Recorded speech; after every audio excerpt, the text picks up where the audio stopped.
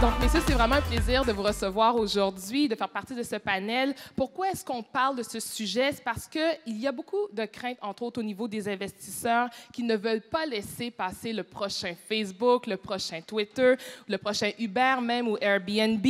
Et en raison des faibles taux d'intérêt, il y a également beaucoup de levées de fonds qui se sont envolées en Silicon Valley. Donc, aujourd'hui, on va parler un petit peu de ta réalité à toi. Cyril, tu es un Français. Maintenant, tu es un expatrié là-bas à la Silicon Valley avec toute ton équipe. Et on va parler également du point de vue de l'investisseur qui, lui, qui est un entrepreneur en série, qui a décidé de passer de l'autre côté de la clôture en disant « Maintenant, je veux investir de mon côté ». Donc, on va commencer tout de suite avec toi, Cyril. Tu as la compagnie Tribe, donc tu en es le CEO. Donc, peut-être nous en parler un peu de cette entreprise-là qui a lancé une application. Bien sûr. On a une toute jeune boîte. On a 1 an. J'ai fait un petit talk sur le sujet hier. 8 personnes maintenant. Création en France de la boîte. Maintenant aux États-Unis depuis 6 mois, à San Francisco. On a levé un peu plus de 3 millions les 6 derniers mois et on fait une application de messagerie vidéo sur mobile, Android et iPhone. Voilà, en gros. Et pourquoi avoir pris la décision d'aller à la Silicon Valley? On regarde la France, c'est quand même, ça boom au niveau. Bien sûr, j'ai monté mon ancienne boîte en France et c'était super. Mais pour celle-ci, qui était donc du mobile, consumer, il était important pour moi d'avoir accès aux meilleures ressources, aux meilleures infos sur ce marché. Et il s'avère que les Européens, et pas les Français, mais vraiment les Européens, sont un tout petit peu moins bons sur ces sujets-là.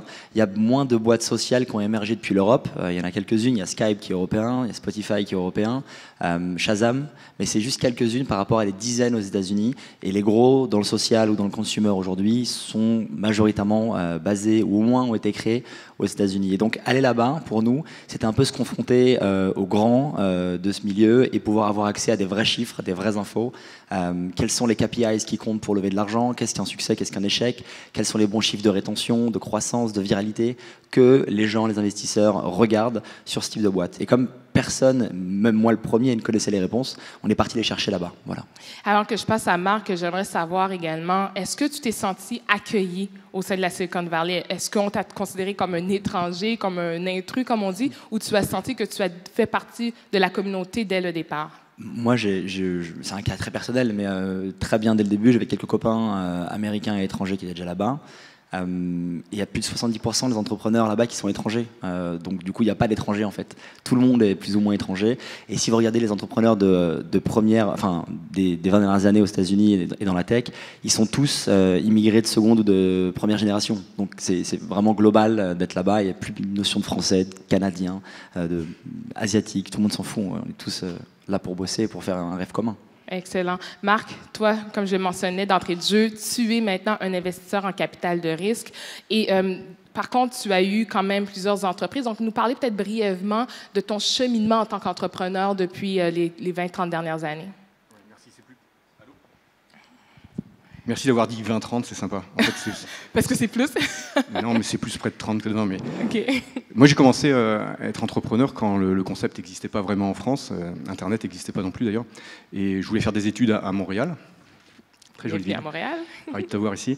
Et là-bas, j'ai découvert l'entrepreneuriat, ça existait déjà. On ne parlait pas encore de start-up au sens actuel du terme, mais l'idée qu'on puisse tracer sa route, qu'on puisse définir son choix professionnel de façon individuelle, ça existait déjà et ça m'a vraiment séduit. Moi, j'étais voyageur dans l'âme, mais je pense que c'est un concept qui est assez similaire. Et donc, j'ai monté ma première boîte là-bas à Montréal. C'est glorieusement monté à 4 personnes.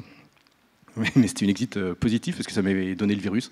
Et après, j'ai continué toute ma vie en Asie et puis aux US. Et j'ai amené 3 boîtes dans la Silicon Valley où je confirme qu'il y a cet accueil transculturel, transnation.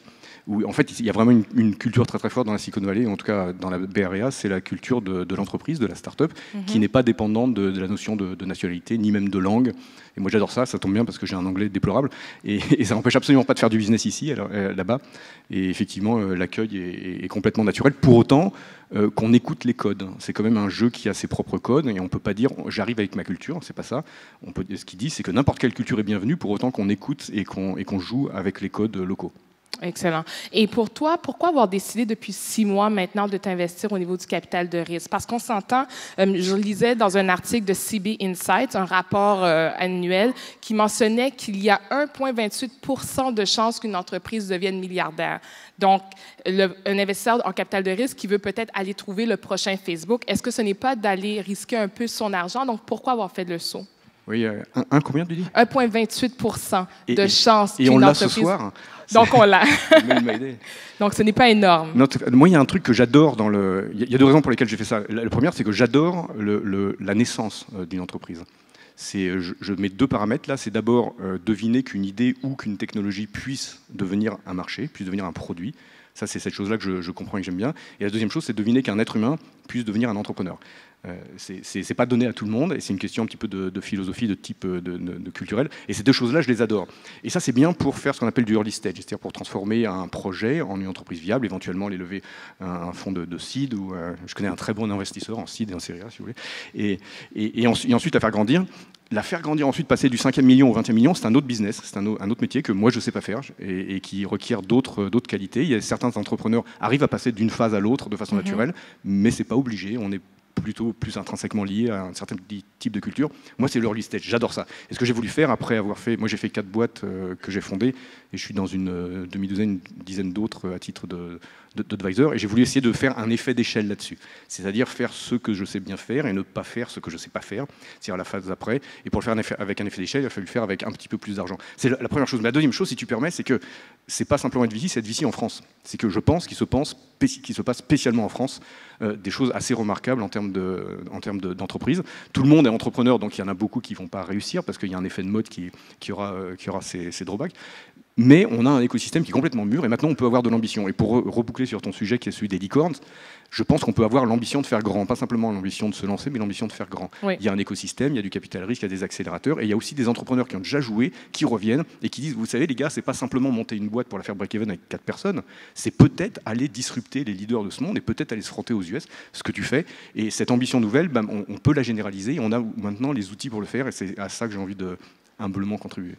Et si on vous pose la question d'abord, est-ce que pour vous, les licornes, c'est un mythe? Est-ce qu'il y a une survalorisation de ces entreprises-là? Quand je regarde les Airbnb de ce monde, là, qui valent au-dessus de 60 milliards, Uber, c'est environ 50 milliards. Puis là, ce qu'on regarde dans les top 10, il y a Slack, il y a Pinterest, il y a Dropbox. Donc, est-ce que vous pensez qu'il y a une survalorisation? Est-ce que ça crée une pression aussi pour les nouveaux entrepreneurs comme toi?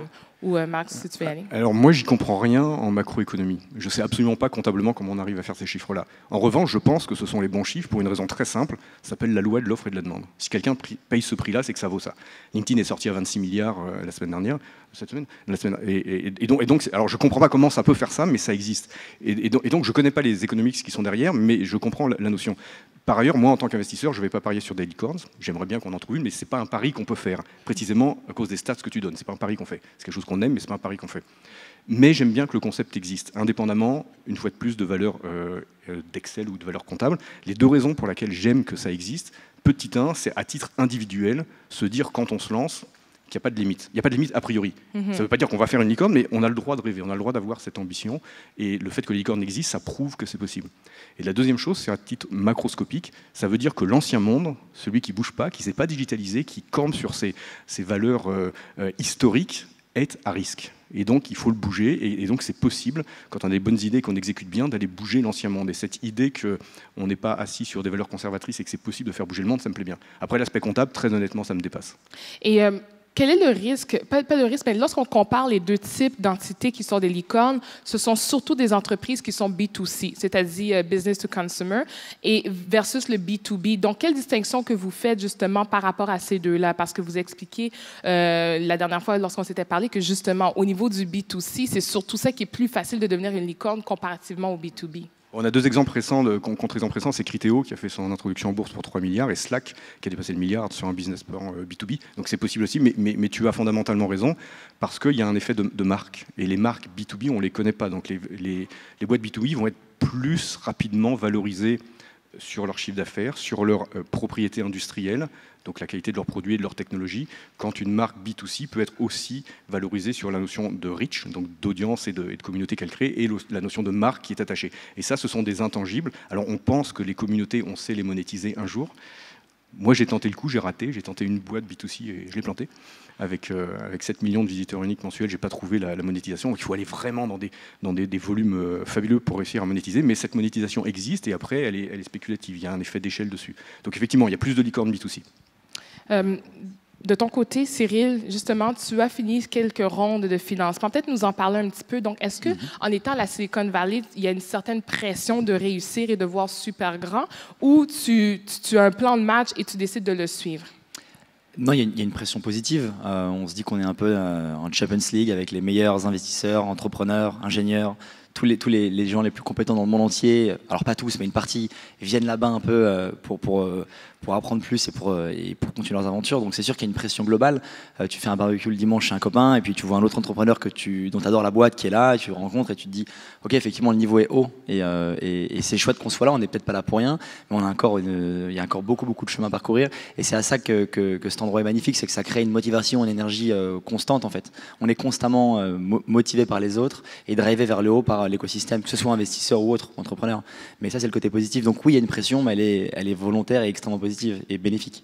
Et pour les gens peut-être qui sont dans la salle, qui sont des start-upers, donc des gens qui voudraient peut-être s'établir dans la Silicon Valley, quels conseils tu pourrais leur donner? Est-ce qu'on se réveille du jour au lendemain puis on dit, bon, moi, mon entreprise, je vais partir de Nantes et je vais aller à SC, ou il y a tout un processus de préparation? Je pense qu'il faut que ça fasse sens pour le business en question. Moi, il y a plein de business que j'aurais fait en France et je serais resté en France et j'aurais été, je pense, très heureux. Mon ancienne boîte, je l'ai faite, j'ai levé des fonds et je l'ai vendue en France. Et je pense que j'étais très bien. J'ai pas du tout pensé d'aller aux US. Sur celle-ci, c'était logique, c'était un marché global, c'était du consumer, les comportements sont plus avancés là-bas. Il fallait qu'on y aille. On n'aurait pas pu émerger, je pense, on aurait beaucoup de mal à émerger en restant ici. Donc c'était logique. Ça dépend de votre business et de ce que fait la boîte. Il n'y a pas de conseil, c'est du cas par cas, je pense. Je sais pas si tu penses que pareil, mais...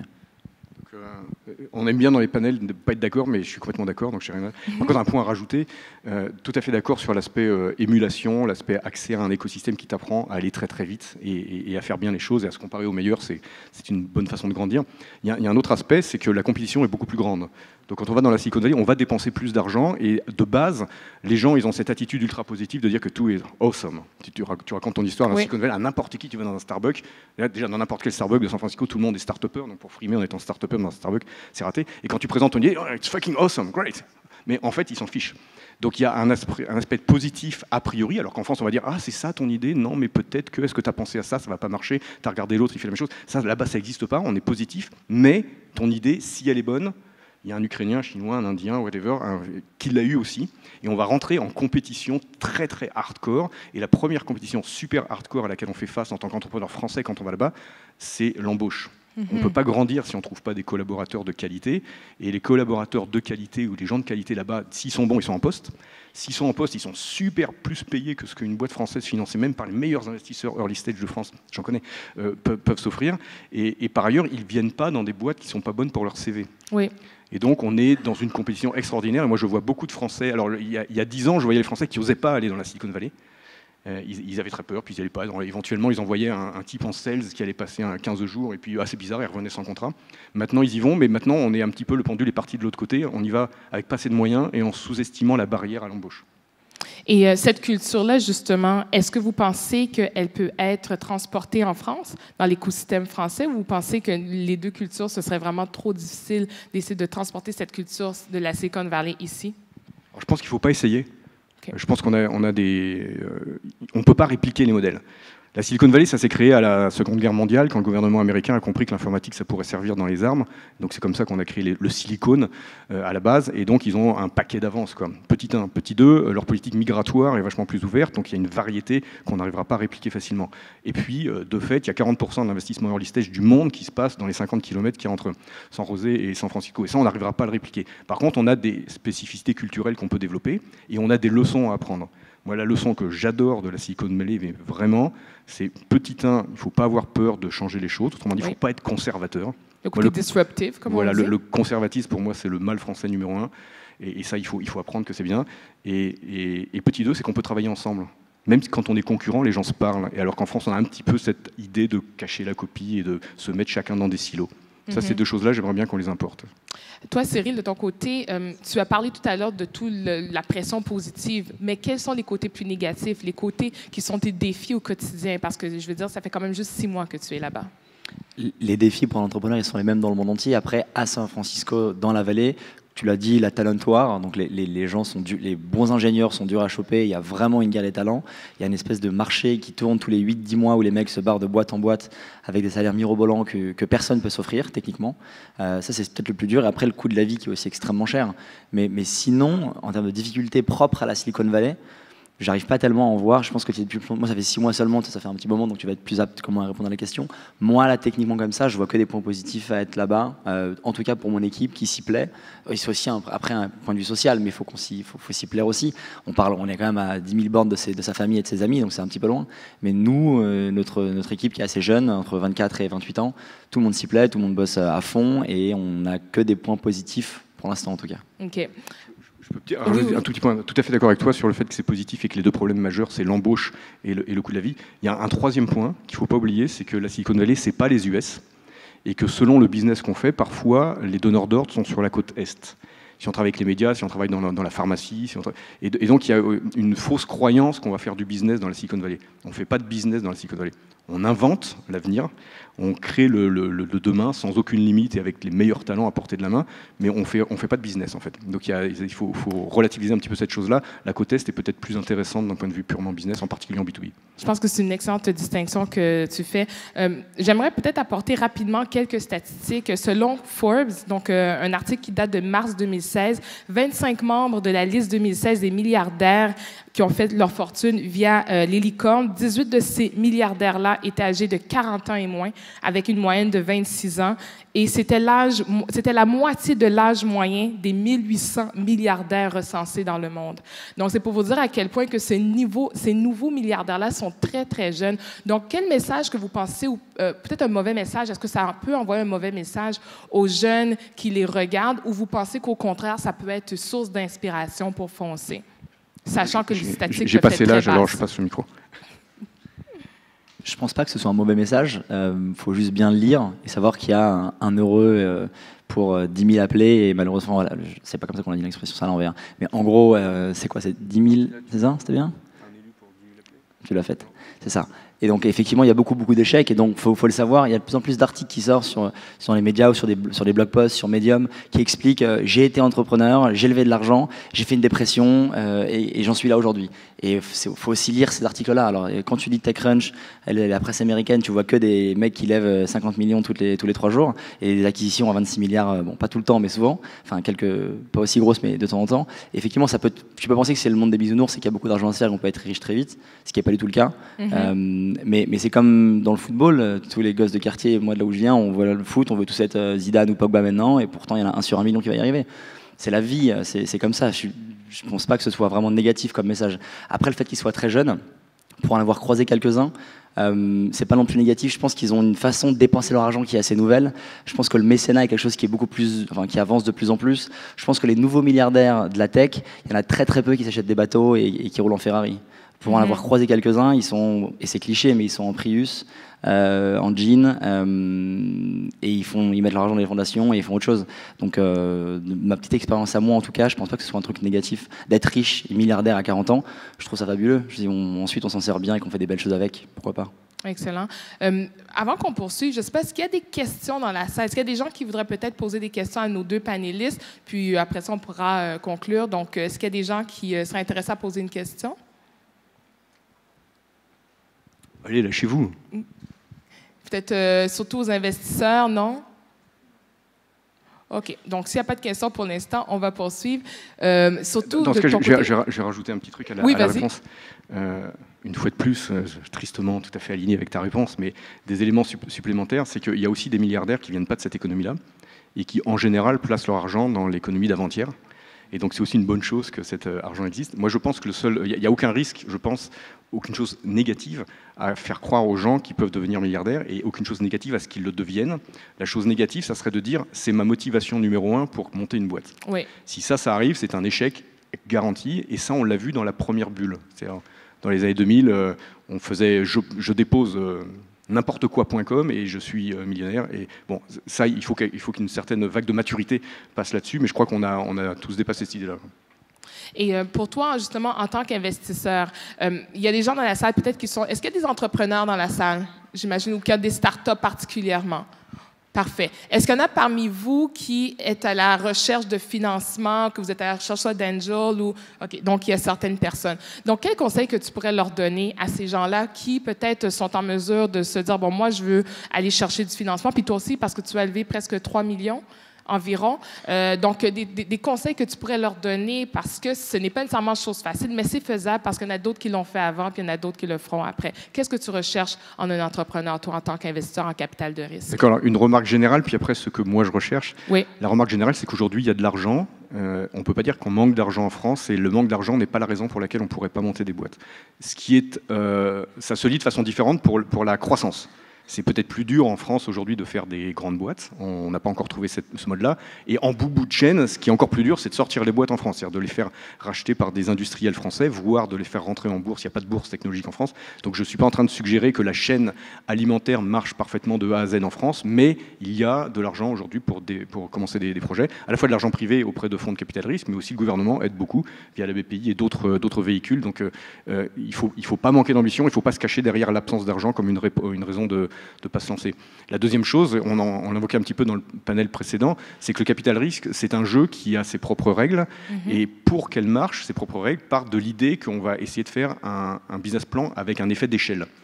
Autrement dit, il faut avoir de l'ambition, pas de l'ambition juste pour frimer, pour dire je vais changer le monde, mais simplement présenter des projets que s'ils marchent, et on est tous d'accord sur le fait que le si est une condition qui se réalise dans une minorité de cas, mais s'ils marchent, alors il y a une potentialité de faire un gros multiple dessus. Sinon ça ne marche pas. Moi, personnellement, je focalise sur les gens qui peuvent venir très très early stage, mais avec de la technologie, c'est ce que j'aime faire. Oui. Et par ailleurs, il se trouve à la différence des plans B2C qui ont l'ambition de créer des grandes communautés, qu'on peut aussi créer des actifs résiduels dans la technologie qui sont plus durs à faire dans le cas d'une communauté. Et donc c'est une thèse d'investissement dans laquelle je me sens un petit peu plus à l'aise par mon expérience passée. Mais d'une façon générale, il faut un actif fort qui peut être soit technologique, soit un savoir-faire en exécution par rapport à une communauté.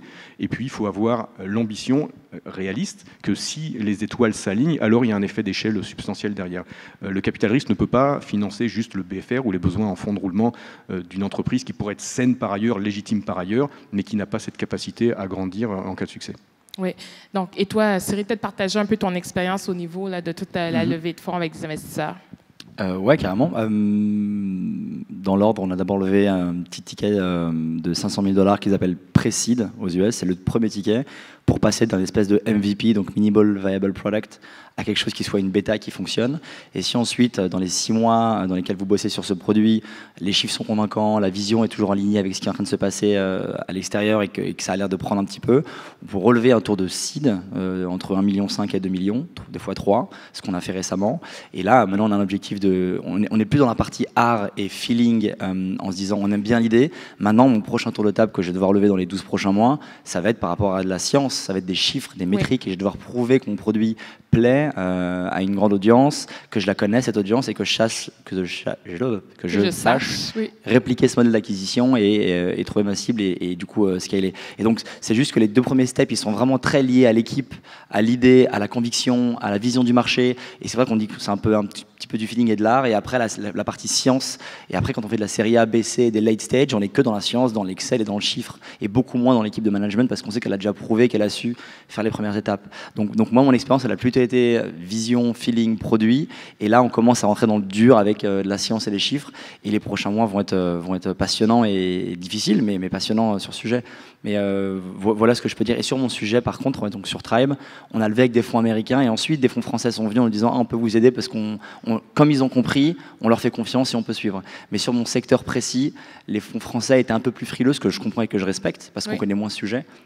pour nous financer au démarrage. Donc il a fallu qu'on aille à San Francisco, qu'on lève avec des fonds américains, avec une petite réputation, et ensuite ça a pu débloquer des financements anglais, allemands, belges et français, entre autres. Voilà. Et est-ce que des fois, je ne sais pas dans ton cas, est-ce que tu as eu des défis par rapport à la valorisation un peu de l'entreprise? Parce que des fois, c'est le défi qu'ont les investisseurs, les entrepreneurs plutôt. C'est-à-dire qu'eux autres, ils voient leur entreprise qui vaut X, tandis que l'investisseur va dire ça vaut Y et ce montant-là est moindre.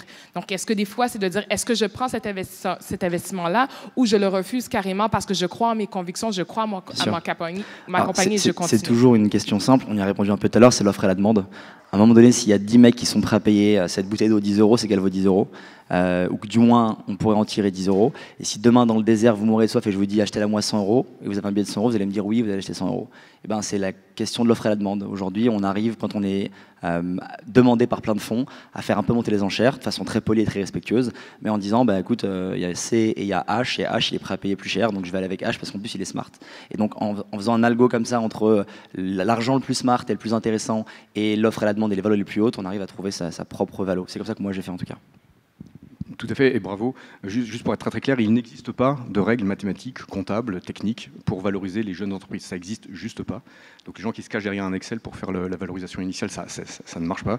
C'est une question de conviction, c'est une question de marché, donc de concurrence. Et moi, un conseil pour les entrepreneurs, c'est effectivement de se poser la question philosophique de la tranche de vie qu'on a envie de vivre et avec qui on a envie de la vivre. Ça ne veut pas dire de lâcher à n'importe quel prix, mais c'est un ensemble. Quel est le momentum que l'investisseur peut amener versus ne pas en avoir? Par exemple, si on fait une proposition à N, et peut-être que N, c'est pas suffisant, mais peut-être que ne pas avoir d'argent, c'est pire, parce que quand on n'a pas d'argent, on perd du temps. Et quand on perd du temps, un marché peut passer, une opportunité peut passer. Ensuite, il y a les relations qu'on va établir avec les investisseurs et un ensemble d'autres conditions qui sont essentiellement des conditions humaines quand on est très très tôt et qui vont faire que cette aventure augmente ses chances de réussite ou pas. Mais en aucun cas, on se cache derrière une feuille Excel, ni en tant qu'entrepreneur, ni en tant que VC sur des entreprises jeunes.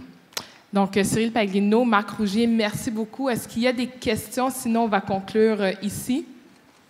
En fait, on n'a pas de temps pour les questions, malheureusement, Dorothée. Aucun problème. On est un petit peu beaucoup. en retard. Merci beaucoup, merci messieurs. Beaucoup.